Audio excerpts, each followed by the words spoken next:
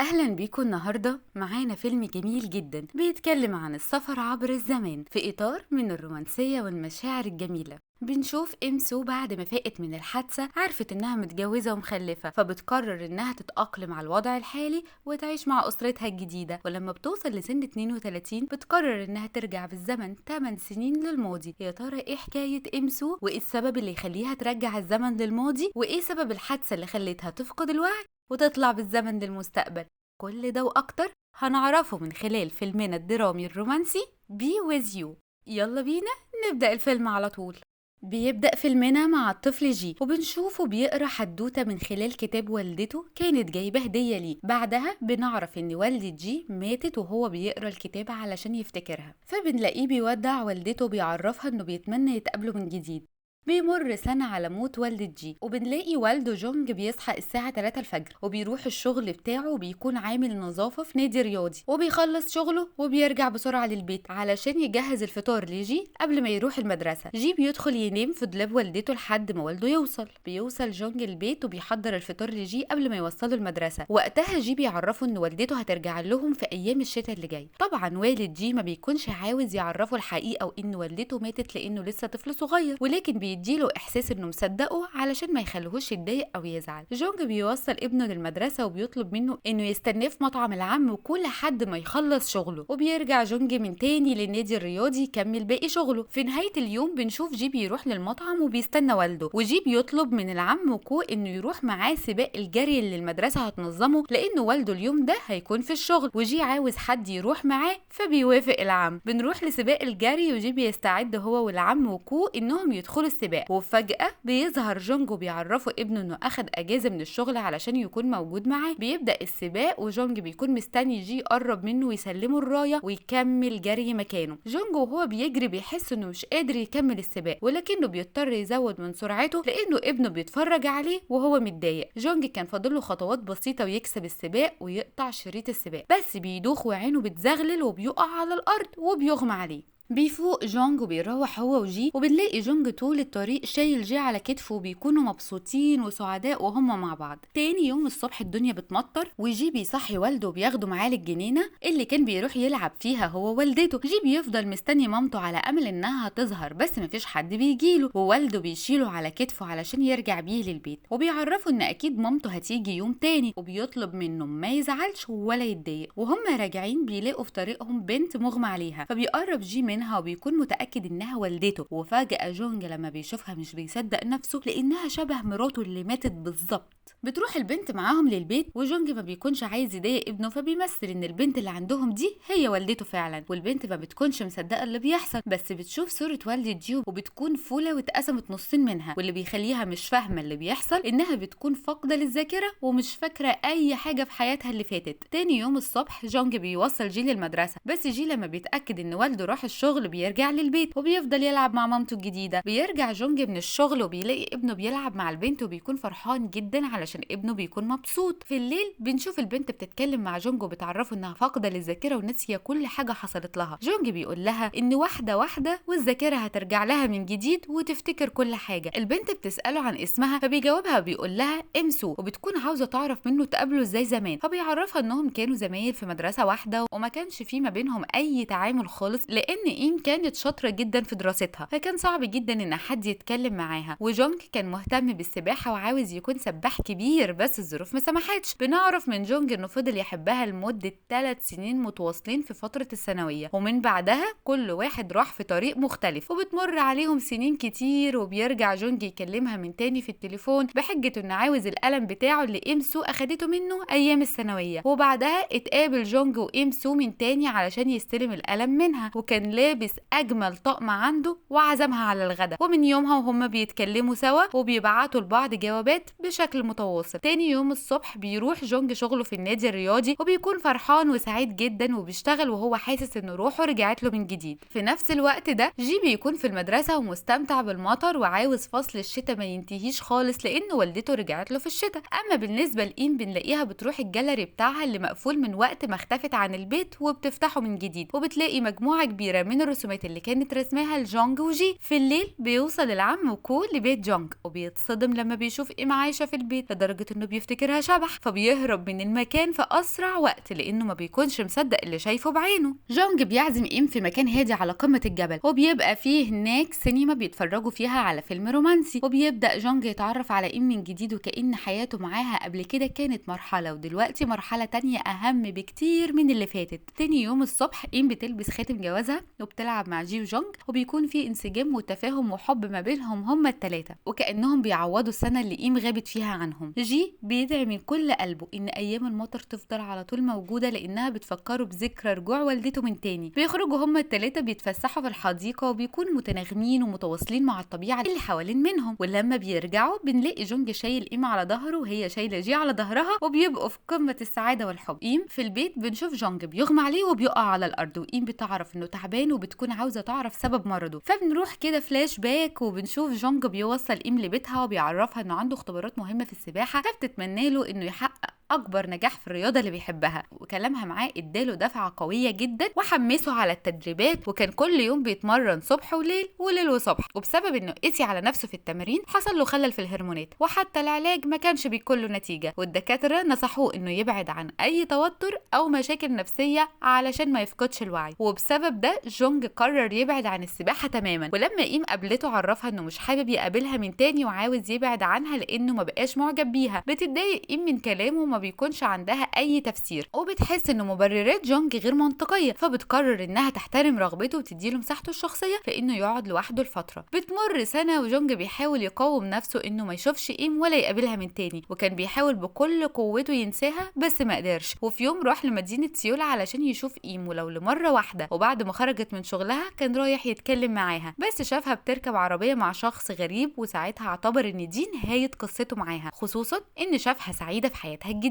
بتمر شهور وجونج ركز على حياته الجديده ونسي إيم تماما، لكن القدر بيكون ليه رأي تاني. إيم بتتصل بيه وبتعرفه انها مش قادره تعيش من غيره، وبرغم مرور وقت طويل على فراقهم بتقوله ان عقلها كان بيطلب منها انها ترجع له بس قلبها كان بيرفض، وفي النهايه قررت انها تقابله، ولما بتقابله بتجري عليه وبتحضنه. جونج بيحاول يفهمها اللي حصل، ولكن إيم بترفض اي كلام هيقوله ليها وهي مش عاوزه تسمعه، وبتعرفه ان قدرهم يعيشوا مع بعض على طول. بنرجع من الفلاش باك وجونج بيكمل لها الحكايه وبيعرفها ان من وقتها ما بعدوش عن بعض لحظه، فاتجوزوا وخلفوا جي. من وقتها حياته كانت سعيده جدا ومليانه بالحب والفرحه. إيم بتتمنى ان مفيش حاجه تفرقهم مره تانية عن بعض. بعد كام يوم بنشوف جي بيعرف والدته ووالده انه عنده حفله في المدرسه وهيغني فيها، وبيطلب منها انها تحضر معاه، فبتوافق إيم على طول. في نفس الوقت ده نشره الاخبار بتذيع حاله الطقس، وبنعرف ان الامطار فاضل عليها اسبوعين وينتهي فصل الشتاء. وقتها جونج بيجري على التلفزيون وبيطفيه لانه ما بيكونش حابب يسمع الاخبار دي علشان بيكون خايف ان إيم تختفي من تاني. بتروح إيم للجاليري بتاعها علشان تنضفه، وهناك بتشوف دفتر مكتوب فيه مذكراتها، فبتقراه وبتكون مبسوطه ان في مصدر تاني خاص بيها بيفكرها بحياتها اللي عاشتها مع ابنها وجوزها. بترجع إيم للبيت وبتعلم جي طريقه عمل بيض العيون، وبعدها جونج بيحمي جي وبيعرف والده ان ورق الحظ اللي بيعلقه على الحيطه زاد ورقه، وبيفتكر والده ان هو اللي حط الورقه الزياده على الحيطه، بس بنعرف ان إيم هي اللي علقت ورقه الحظ، وده لان جي بيكون عاوز الشتاء ما ينتهيش خالص لانه خايف ان والدته تبعد عنه. وقتها جونج بيعرف ان إيم هي كمان مش عاوزه الشتاء تخلص. إيم بتتفرج على فيديو كان متسجل من زمان لما جي كان لسه طفل بيلعب مع باباه، فبنلاقيها مره واحده بتنهار من العياط لان كل الذكريات دي هي مش فاكراها، وبتتمنى ترجع لها الذاكره في اسرع وقت علشان تفتكر حياتها الجميله كلها. جونج بتجيله مكالمه من والده صاحب ابنه جي، فبيروح يقابلها وبيلاقي جي واقف معاها، فبتعرفه ان جي رش الصابون على العربيه بتاعتهم. وقتها جونج بيعتذر لها عن تصرف ابنه وبيعرفها انه هيعوضها عن اي ضرر، لكنها بتنصحه انه لازم يودي ابنه للطبيب علشان التصرفات بتاعته دي بتعبر عن فقدانه لوالدته. بيتحرك جونج وجي وفي نص الطريق جي بيقف في الشارع وبيبكي. جونج بيعرف منه انه عمل كده علشان صاحبه قال له ان والده كل ما بيغسل العربيه بتاعتهم الدنيا بتشتي، وهو بيكون عاوز الدنيا تمطر على طول، وبيطلب جي من والده انه يخلي والدته تفضل معاهم وما تمشيش. بيقرب جونج منه وبياخده في حضنه، ونظرات عيونه بتكون حزينه لان هو كمان عاوز إيم تفضل موجوده معاهم، بس ما بيكونش عارف اللي القدر مخبيه ليهم. تاني يوم بتروح إيم للعم كو وبتطلب منه يعمل لها تورتايه علشان عيد ميلاد جي. في الليل بترجع إيم للبيت والدنيا بتشتي، وبتلاقي جي في الشارع فرحان ومبسوط بالمطر، فبيدخلوا البيت وبيحتفلوا كلهم بعيد ميلاد جي. بيجي يوم حفله المدرسه وكل الطلاب بيطلعوا على المسرح علشان يبداوا. جي بيراقب الناس اللي موجودين بس مش بيلاقي مامته ولا باباه، فبيكون متضايق متضايق وزعلان. في نفس الوقت ده إيم بتتحرك للحفلة علشان تشوف ابنها، وجونج بيستعد انه يتحرك من شغله ويوصل للحفلة، بس بيلاقي مدرب السباحة غرقان في البسين، فبيجري جونج عليه وبينقذه بالرغم من انه بيكون واخد قرار من نفسه انه يستحيل ينزل حمام السباحة او يرجع للعوم مرة تانية. بنرجع للحفلة وكل الطلاب بيتكلموا عن افضل مهاراتهم واحلامهم اللي نفسهم يحققوها، وبيجي الدور على جي وبيكون رافض يطلع يتكلم عن احلامه. من بعيد إيم بتنادي عليه وبتشاور له انها موجودة معاه، فبيتكلم جي وبيقول انه نفسه يطلع محترف، وبيعرف الناس انه بيقدر يطبخ وبيعمل بيض عيون وبينظف البيت وبينشر الهدوم، وبيتكلم عن كل المهارات اللي إيم علمتها له. وقتها إيم بتكون في قمة سعادتها بيه، والناس كلها بتسقف له وبيكونوا فرحانين بيه. جونج بعد ما بينقذ المدرب بيغمى عليه، وعربية الإسعاف بتوديه للمستشفى، بس لما بيفوق بينزل منها وبيجري على المدرسة يلحق الحفلة وبيلاقيهم خلصوا. في نفس الوقت ده إيم بتقرر تسيب البيت وتمشي منه لأنها بتقرا باقي الحكاية اللي في كتاب جي، وبتفهم إنها لازم تمشي من البيت. جي بيعرف مكانها وبيجري عليها يلحقها وبيطلب منها تفضل معاه، ولكن إيم بتعرفه إنها لازم تمشي من البيت وبتوعده إنهم أكيد هيتقابلوا من تاني قريب. جونج بيجري بأقصى سرعة على المكان اللي إيم هتمشي منه، بس بيدوخ وبيقع على الأرض وبيعافر إنه يلحقها بس ما بيكونش عارف يتحرك. وقتها بيفتكر كلامه معاها آخر مرة لما طلبت منه يخلي باله على نفسه وعلى جي. بيحاول جونج إنه ما يستسلمش وبيتحرك لحد ما بيوصل لإيم، وبيكون منهار جدا إنها هتسيبه وتمشي، بس المرة دي بيودعها وهو زعلان وبيدعمها في قرارها لأنه عارف إن القدر هيجمعهم مرة تانية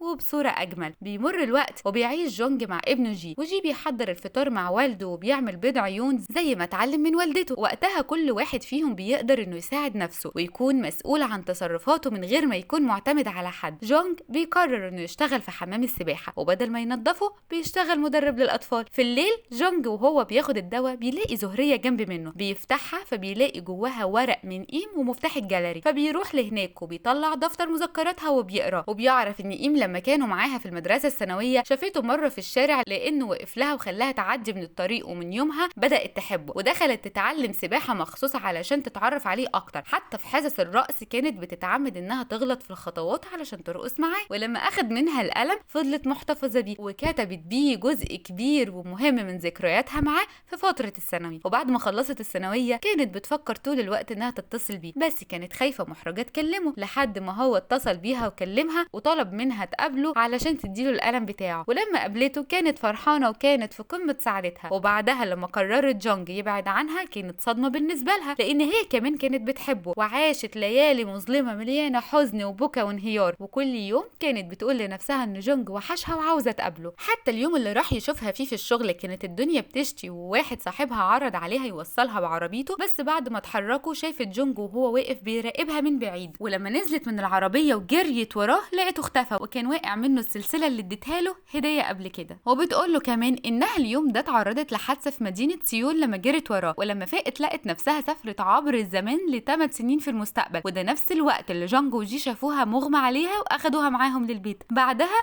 بنعرف إن إيم رجعت من تاني من الغيبوبة اللي كانت فيها لمدة 3 أسابيع بعد ما شافت المستقبل كله مع جونج وجي، وكانت فاكرة إن اللي بيحصل ده مجرد حلم، بس اكتشفت إنه كان حقيقي وذكرياتها بترجع لها من جديد. وقتها خافت تقول لحد على الحقيقة، وخافت أكتر إن الحلم يتحقق وتتجوز جونج وتخلف جي وبعد فترة تموت وتفارقهم. وخوفها خلاها تفكر إن جونج وجي مستنيينها في المستقبل وما ينفعش تتخلى عنهم، وبسبب كل ده قررت تكلم جونج وترجع له من جديد ويتجوزوا. وفي نهاية المذكرات إيم بتعرفه إنها حبت حياتها ووقتها معاه. بعد كل اللي حصل جونج بيعرف إن إيم ضحت بحياتها علشانه هو وجي، وقررت تفارق الحياة وهي مطمنة عليهم إنهم هيبقوا بخير. بتمر 12 سنة وجونج كل فترة والتانية يطلع مذكرات إيم ويقراها علشان تفكره بالحنين ليها والأيامها. وقتها بنشوف جيو بيكون عنده 20 سنة، والعم كوبي يجيب له تورتاية عيد ميلاده ال20. بعدها بيتحرك جونج للجاليري بتاع إيم وبيكون حاسس بوجودها معاه وعارف إن روحها حوالين منه في كل مكان. ودي نهاية فيلمنا، وأتمنى يكون عجبكم، وشكرا جدا على المتابعة.